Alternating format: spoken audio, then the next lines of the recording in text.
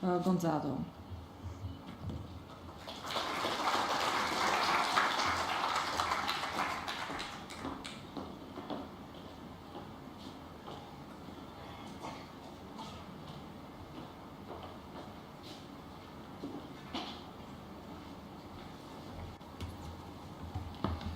Dear Prime Minister, dear Minister, Prime Minister, dashur Minister, dear mayors, të dashur kryetar bashkisë, në veçanti Emiriana, faleminderit shumë. Në fakt më duket pak si déjà vu sot, sepse ishim në Durrës edhe javën e shkuar, së bashku me kryeministrin, dhe aty u riçel Muzeu Arkeologjik, që është në fakt një thesar në vetvete i projektit BE-ja për trashëgiminë kulturore. Dhe javën e shkuar, në fakt, unë ju thash të gjithëve që ai është një nga programet që unë preferoj më shumë, ndërkohë që sot do t'ju them që edhe BE-ja për bashkitë është projekti im shumë i preferuar dhe i treti që ta dim është BE-ja për shkollat. Arsyeja sepse më pëlqen projekti apo programi BE-ja për bashkitë është sepse i vendos qytetarët dhe vetë bashkitë në thelb dhe në qendër të rrugtimit të Shqipërisë drejt BE-s, por edhe për një arsye tjetër, sepse unë nuk jam ndonjë fan shumë i madh i strategjive, dokumenteve, letrave, ndërkohë që ky program është shumë i prekshëm, sjell përfitime të prekshme në nivel vendor, sepse këtu shndërrohen politikat në përmirësime të vërteta për jetën e qytetarëve. Dhe në të gjithë Bashkimin Evropian, autoritetet vendore dhe rajonale janë ato që i kthejnë ligjet, reformat, investimet në vepra. Dhe sigurisht nuk është tashmë sekret që 70%, më shumë se 70% e gjithë rregulloreve, direktivave, legislacionit Bashkimit Evropian do të vihet në zbatim në terren, pra në bashki. Pra është një bashkit janë ura lidhëse mes qytetarëve dhe Evropës. Kështu që prandaj janë kaq të rëndësishme vetë bashkitë. Pra roli juaj dhe partneriteti ynë është shumë i rëndësishëm. Atëherë, për këtë punë na duhet edhe ky partneritet i vërtet ndërmjet qeverisjes vendore, asaj qendrore, kujdet, përgjegjësitë dhe zgjidhjet rrjedhin në të dyja kahet, si nga poshtë lart ashtu edhe nga lart poshtë. Rrugtimi evropian i Shqipërisë nuk zhvillohet vetëm në Bruksel, pra apo në Tiranë. Ai duhet të përqafohet dhe të përjetohet në çdo bashki të Shqipërisë. Prandaj, programi BE-ja për bashkitë synon që të sigurojë që qeverisja vendore të mos jetë thjesht vëzhguese e këtij procesi, por të jetë partner aktiv në formësimin e së ardhmes europiane të Shqipërisë. Ky projekt bashkon në fakt një partneritet të fortë e të përkushtuar mes një sër aktorësh. Në nivelin qendror, sigurisht Ministrinë e Shtetit për Pushtetin Vendor dhe Agjencinë e saj, por edhe shoqatën kombëtare të bashkive të Shqipërisë dhe rrjetin e shoqatave të autoriteteve vendore të Europës Juglindore, në Alasin, të cilët i falenderoj për angazhimin e tyre, por edhe miqtan nga Gizi, si edhe vetë bashkitë.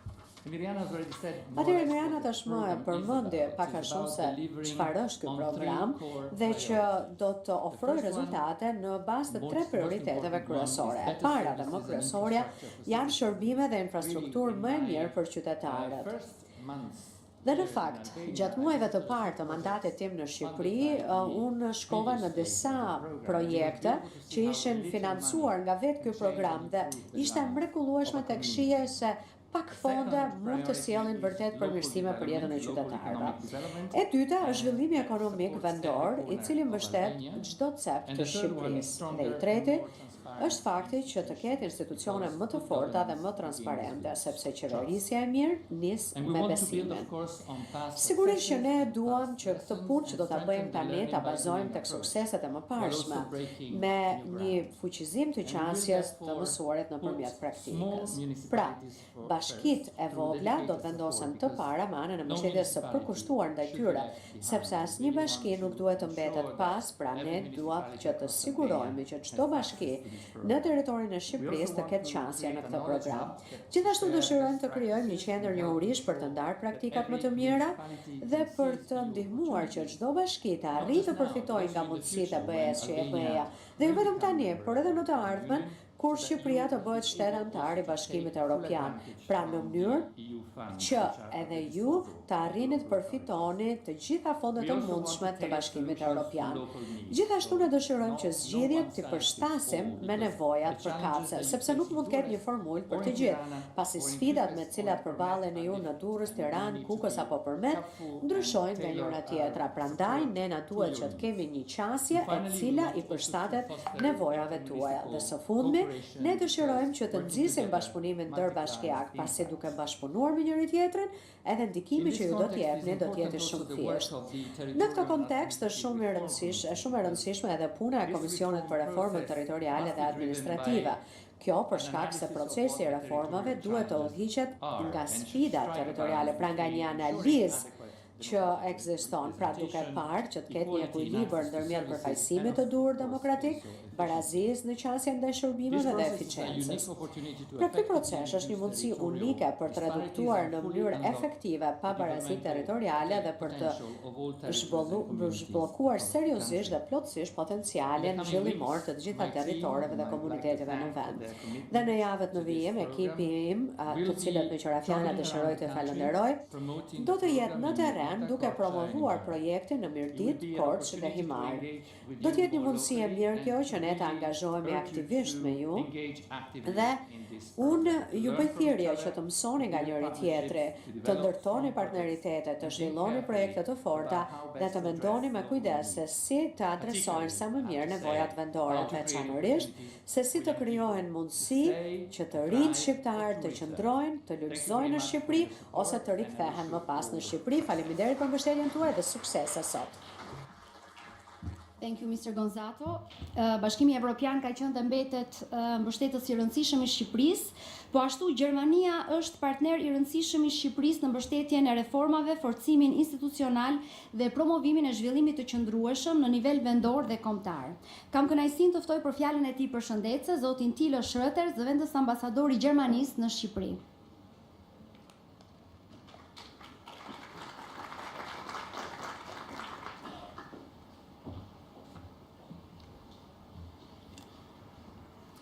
The Prime Minister, Minister Demo, Minister Zotë Demo, të nderuar kryetar bashkie, nderuar Silvio, është kënaqësi të jem në Durrës sot, një qytet i cili ka një histori të krenare që e ka lidhur për shumë kohë Shqipërinë me Evropën. Sot, me këtë aktivitet ne mund të rikonfirmojmë këtë lidhje në një mënyrë shumë konkrete, përmes fuqizimit të bashkive si partner në procesin e aderimit në Bashkimin Evropian.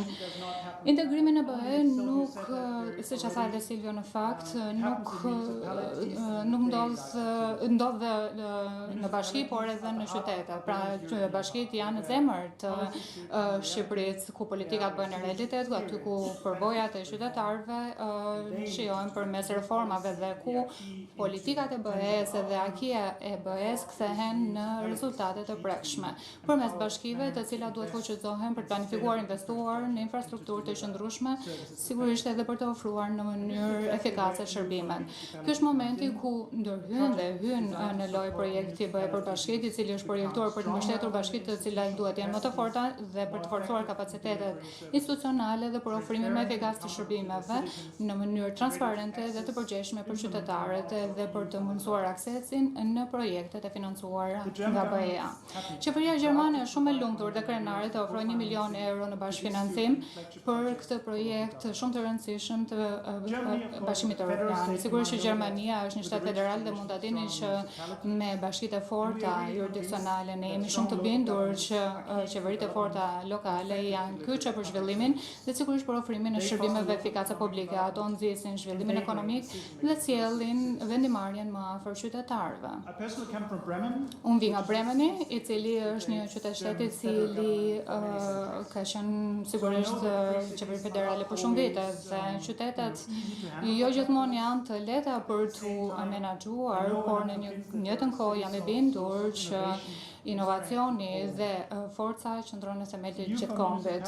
BE për Bashkitë mbështetet dhe plotëson angazhimin afatgjatë të Gjermanisë në Shqipëri në sektorë si transporti, uji, veprimi për klimën me transporti, pra ne sigurisht që duhet të kemi bashki të forta për një zbatim shumë të suksesshëm.